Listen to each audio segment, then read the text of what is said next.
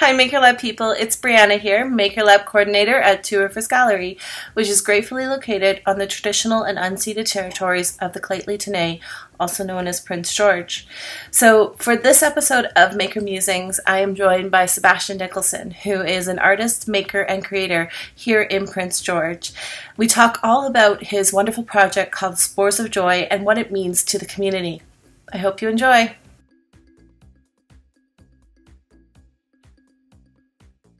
I'm a local artist. I've lived in Prince George all my life, and one thing that I have loved doing since I was a kid is just going out into the bush exploring.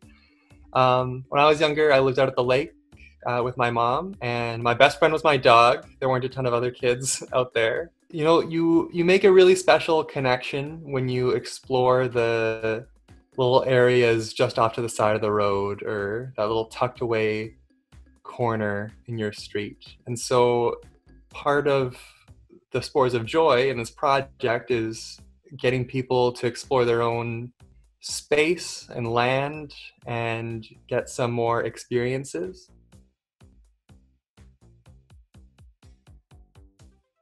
So the Spores of Joy, it started through BC Culture Days in 2019, last year. And there was a call for art ambassadors to lead and participate in Culture Days activities, but also to create a community activity. So my community activity was the Spores of Joy as it started off, and it was a little more work than I thought it would be, but it's really, really satisfying that I can come and revisit it years later and keep on adding to it. The Spores of Joy, to start with, is a scavenger hunt, and it's urging people to find these little gems here. You can find these guys, they're installed on telephone poles around the city. So this is a shelf fungus. Some people call them birch spore. You can find them on the sides of trees, and they always make me happy to find them. So what is a spore? A spore is a way that many biological life forms reproduce through a dispersal of their seeds. Fungi use spores to spread themselves over many areas, not unlike how Sebastian is spreading joy of creativity with his handmade shelf fungi throughout the community of Prince George. A fungus, or in its plural form fungi, is a simple organism, or living thing that is neither plant nor animal. They are found all over the world and prefer mild, moist regions. There are over 50,000 known species and are the base for many common drugs such as penicillin and antibiotics. Shelf fungi are known as polypores because they have many pores that produce the spores to allow them to reproduce. They actually grow a new layer of spore tissue every growing season, covering the old layer. So this is not unlike the rings of a tree. But did you know that shelf fungi are actually used as medicine and have been for many years? One type of shelf fungi, or bracket fungi, known as birch polypore, was found in the bag of a 5,300-year-old ice mummy. This shelf fungus, when digested, actually causes diarrhea. Scientists believe it was to help with a whipworm infection. And shelf fungus are really fun because they grow in clusters on trees, and normally where you find one, there will be more. So what inspired the community aspect for Culture Days was looking at each of these little fungus as a little person and how they might share, you know, a family unit, right? Or share a group of friends on one tree. But in the end, they're all a part of the same forest, right? And even though they may be separated by individual spaces, right? They're still part of a whole. And I think, especially these days, that's something we're forgetting almost, right?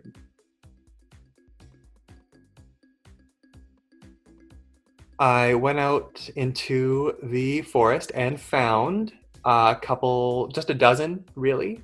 And from those dozen, I was able to make silicone molds with them. So it took 4 or 5 sessions of brushing wet silicone on top.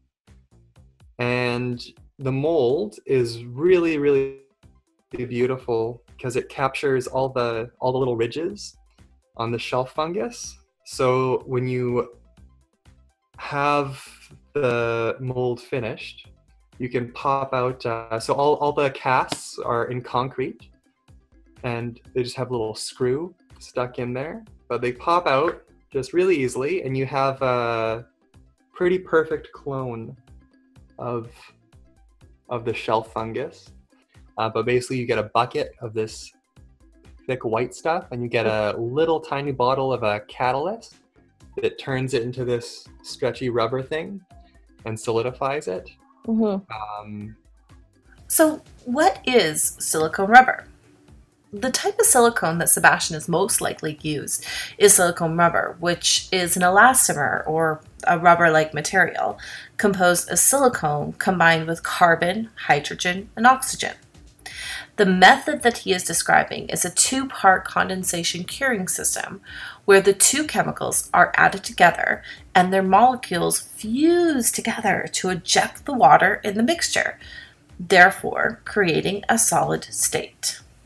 Now, researching all of this stuff on silicone products brought me down some crazy rabbit holes. Like, did you know that over 90% of the Earth's crust is made up of silicate containing minerals and compounds that are found in sand and quartz? So quartz is basically crystalline silicon dioxide. When we take a look at the whole of the universe, silicone is the 8th most abundant element, but the actual element that we use and distill today wasn't discovered until 1824. But out of all of this, it led me to research why is Silicon Valley called Silicon Valley. And it's because of sand. The term was first coined by Don Hoefler on the cover of the January 11th, 1971 edition of Electronic News magazine. It rapidly became associated with technology in such a way that the two are now almost inseparable. But why did he use this term if it refers to sand? Well, the first ingredient in the manufacturing process of computer chips happens to be sand. It's like glass making. When making glass, the glass maker will first take sand, put it in the crucible, and heat it up. The melted sand is then shaped, blown, and cooled, resulting in glass. The same process is the first step in creating a CPU silica. Sand is melted down, formed an extremely pure monocrystal. The crystal is then cut into extremely thin wafers that are anywhere from 1 to 12 inches in diameter.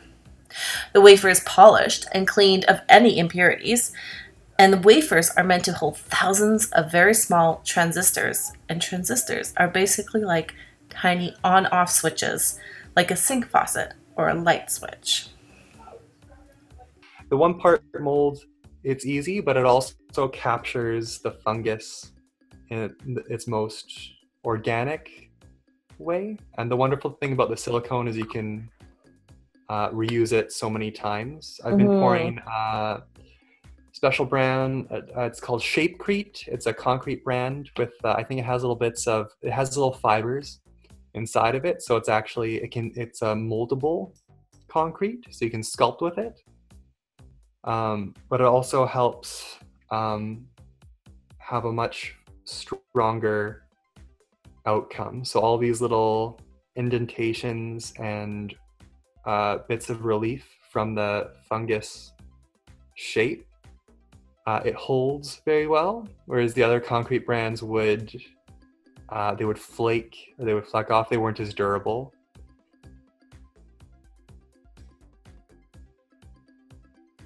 The really fun part about the Spores of Joy was it was more than just me. It was a community involved activity. So more engagement from the community. Right, I went to summer camps at the gallery, at the exploration place, through my other work in our local HIV organization. I traveled to treatment centers, detox centers, and lots of other community powerhouses,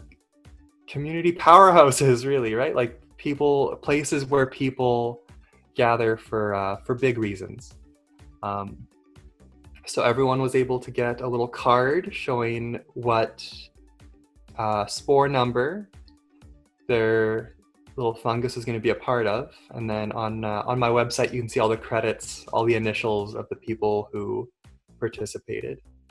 I love it that it's such a diverse mix of all the different community members and how you're bringing them together through a creative artistic practice. So the Spores of Joy, the scavenging part is a pretty socially safe activity, which is awesome. But the challenge in doing a round 2 is getting all the painting done together. So all these fungi, this is my little personal example, but while I'm making them, I have all my masks and precautions and everything. And I have all these blank spores placed in a bag, and I make separate kits. So I've been visiting with other community members for this year in 2020. And just having sessions on their front lawns or whatever public space they want to meet, right? And I lay out a clean tarp, and they get all their paints and their brushes, and I teach them a dry brush technique. And that way it's totally safe, and it's a bit more of a production, but it's still definitely doable, which is great. Like all these things, I could paint them myself, but that wouldn't be nearly as fun or rewarding as having people be a part of it.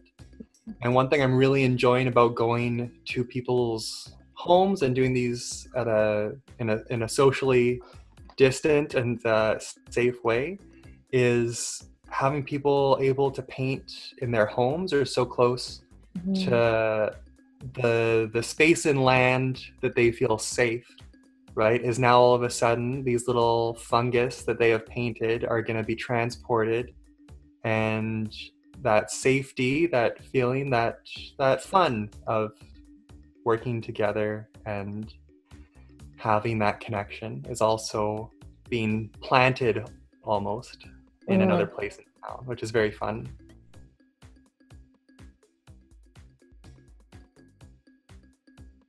You know, all my background is in fine arts, and I'm always looking at things through that lens and just trying to put my my little academic twist on there, right? But the maker culture and the act of making is so ingrained in everything we do.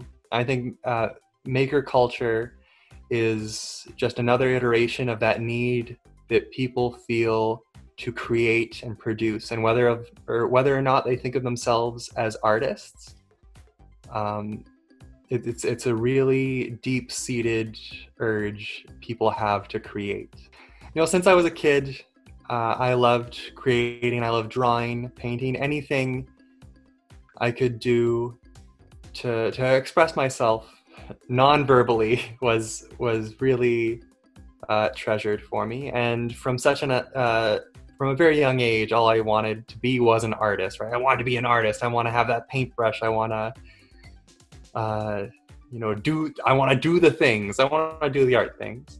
And it was actually a really big challenge to get to this point in my life. I think especially in Prince George, we have a very strong trades community, and growing up as a kid with a very big idea or big dream, right? I'm going to be an artist, right? You get a lot of, what's your backup plan, right? It's like, good luck with that.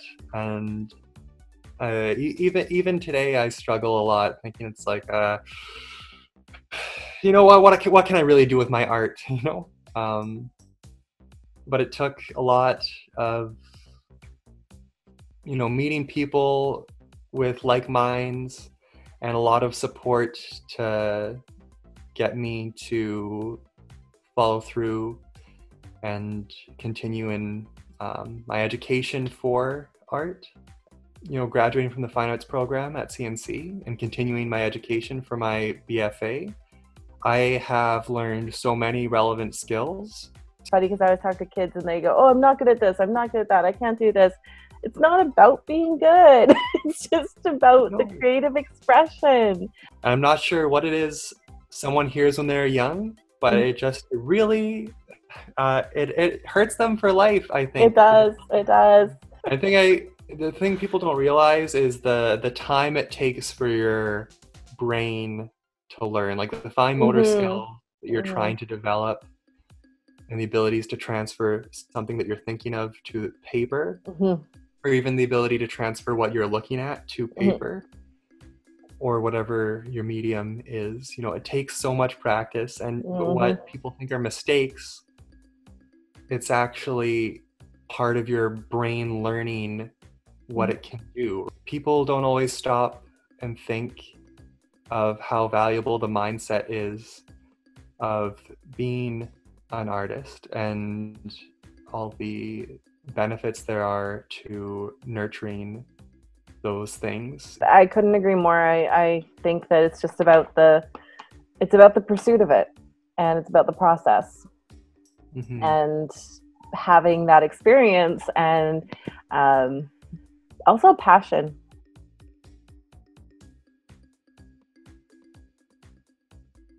Yeah, if you're even thinking you might want to be an artist, or even if you're thinking, you know what, I would like to do a class or go to school for something for art, or making even, you know what, do it. Don't listen to other people who have anything to say against that. I think the first thing really is people should be easy on themselves. Yes. Celebrate the successes and the mistakes. I just can't thank the Two Rivers Gallery, yourself, and everyone working there enough for all the support you've given me, and just how amazing this community is. Thank you, everyone.